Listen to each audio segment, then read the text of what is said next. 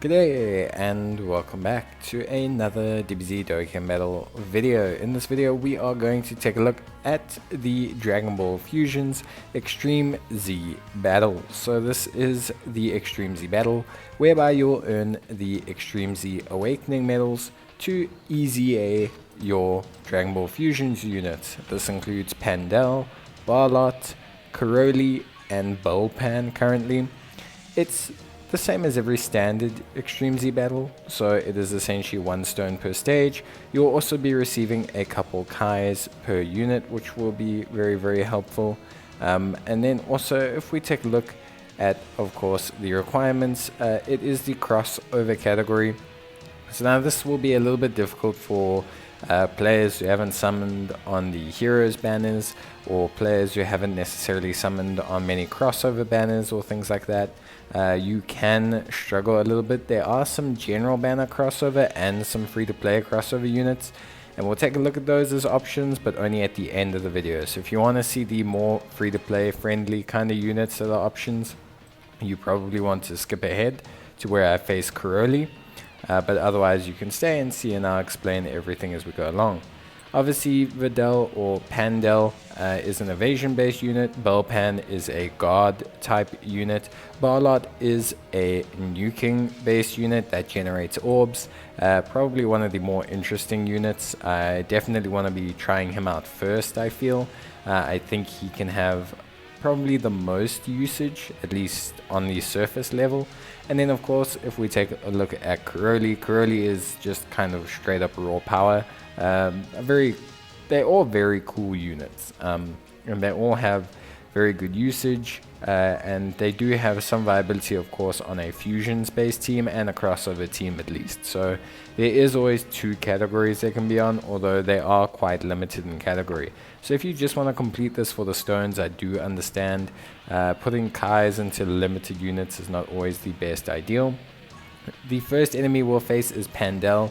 The enemy will change every 8 levels or so, and you will have to face a new one. It goes Pandel, Bulpan, Barlot, and then Karoly. They keep their reciprocal typings, so you will want to try and adjust your team accordingly. You'll see my team change throughout.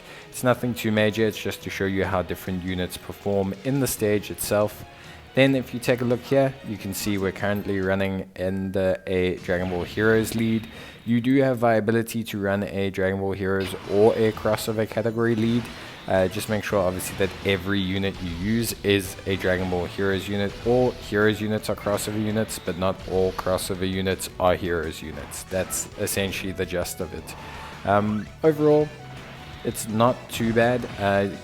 A lead is going to be your biggest issue, so you're going to want either the the int Demon Goddess Toa, you're going to want the SS4 Vegito, you're going to want maybe the AGL Deborah or the AGL Mecha Deborah.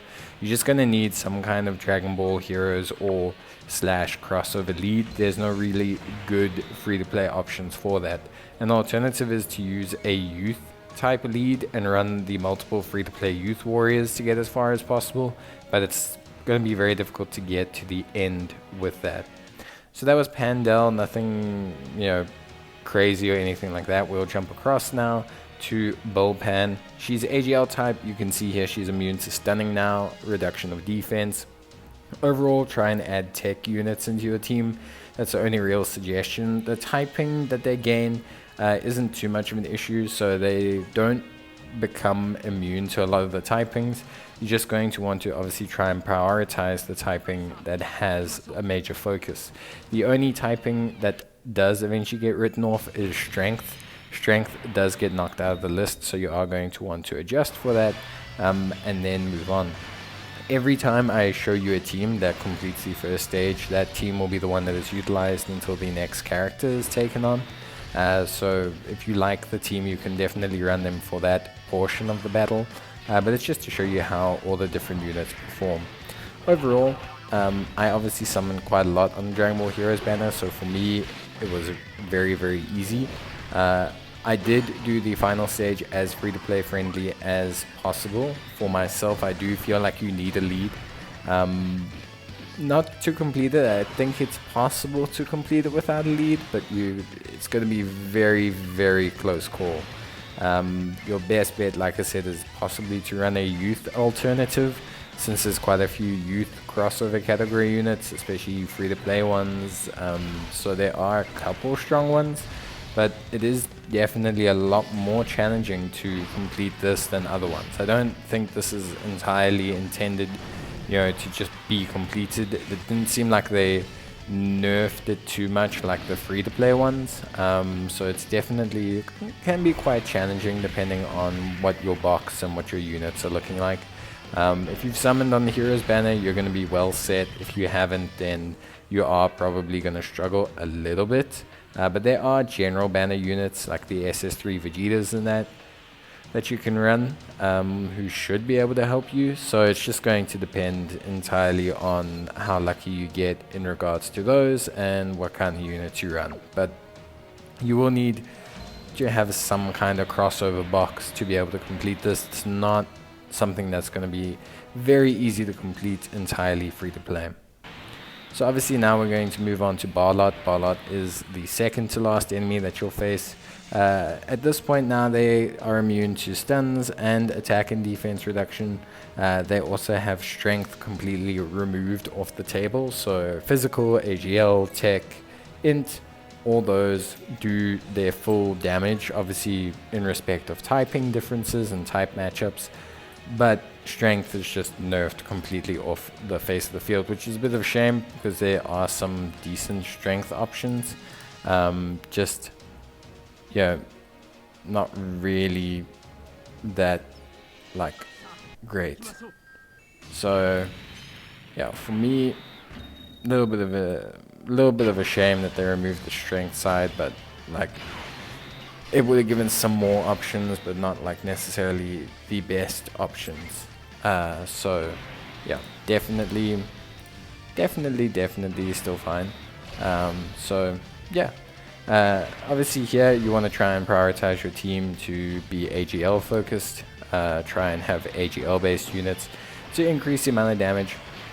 Ideally also you should be awakening, if you have the fusions units, you should be awakening them as you progress along, and that way you can kind of benefit more from them. You want to be awakening Bulpan, you want to be awakening Pandel, you want to be awakening the Barlot, you want to be awakening Karoly if you have these units, because it's going to help you. If you are struggling, if you still don't have enough of a box, then I highly suggest you go and pick up the 3 free-to-play options that come from the Dragon Ball Heroes story event. They all help you in some capacity. They're not the world's best units, but they will be able to help you in some capacity. So yeah, that'll be Tekka, Pinnage, and obviously Yamhan. I have a link down below in the video. I have a link now. I've learned how to do cards. So I have a card now that you can click if you wish to be taken to that video. And yeah, we obviously now move on to the final phase here. And in this final phase, essentially we just, going to take on Karoly. So Karoly is immune to stunning, immune to sealing, immune to attack and defense reduction. He's got immunity to, not immunity, but a high level of damage reduction to strength type units. But that's about it. Overall,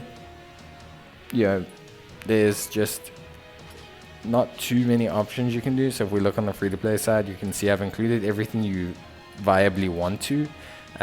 It's very difficult. You can't include the strength, and I wouldn't include the AGL simply off the basis that they'll take far too much damage. You'll see that I've included the Darkness Toa here. I could, in theory, also have a Yamhan from the event, but I just don't have him farmed up in Rainbowed at the time of filming. I think it will be quite a struggle. As I'm suggesting, you might want to look at what leads you can run. Maybe you've picked up a lead. Obviously, Pandel, Bulpan, if you have those units, if you've been awakening them, try and utilize them. They will help you out. They will be, after they get to this point, just before they Rainbow Awakening, they will at least be viable for the stage. There will be options you can utilize, so you're going to want to try and do that. It's very rare that units that are easy aid are effective against their own stage, but I guess they understood how limited the category might be. So yeah, as you can see here, I mean, he is doing 70,000 damage to Darkness Toa. Yes, she only has 100k defense, but that is an in-type favorable matchup. He is doing a decent amount of damage, so you do just want to be careful of these type of things. We have here Demon Goddess Poutine, who's very, very good, obviously. So that's more than fine. And then you'll see that, like, this Salza, I think that's his name, Salza. He does okay as well defensively, so those are some really solid options. The unit out of here that does really badly is Hatchiak, so he's not facing a Sane type. Karoly is only a fusion and crossover unit, so he doesn't really get like any of his full benefits or anything like that, so he isn't necessarily the most viable unit. You can see there my friend's Vegito, well, the friend Vegito we took with 2 dupes, he's, you know, taking 110k on a super, so it's not like Karoly hits massively hard. It's not like he's smacking out, you know, he's probably only hitting 250, 220, like, you know what I'm saying, like, you can definitely probably do it, but he's hitting about 220, 250k on a super, so you just need to be a little bit careful about that. Obviously, we get the heal here, based off the huge damage that Hatchiak took, so we are we are able to recover, fortunately, but that's only because we have Darkness Toa. I suggest just pushing Hatchiak off the list completely. It's going to help you out a lot. And we get very fortunate, we get a double super attack with Poutine, and so we're able to finish everything off, which is great. Pinnage and the gang didn't really get to see too much how they did, but obviously, like, they should be okay. I just wouldn't take Pinnage. I would take Tekka. Pinnage obviously has a type disadvantage, so again, probably not recommended. But yeah, that's it for the Dragon Ball Fusions Extreme Z battle. So that team was a little bit more free-to-play friendly. Obviously, if you weren't around during the Heroes event of this year or of last year, you are going to struggle a little bit. If you haven't picked up a couple Toas or, you know, the SS3 Vegetas and that, you're going to struggle. It's just one of those things. If you have crossover units, you could probably farm this stage a little bit for money. It is highly probable. And in terms of missions, it's all just focused on awakening them to step 7. And there are 4 stones there. But that's it from me, guys. Leave a like if you enjoyed the video, or a comment if you have any queries. Otherwise, I'll see you next time. So take care, stay safe, and bye.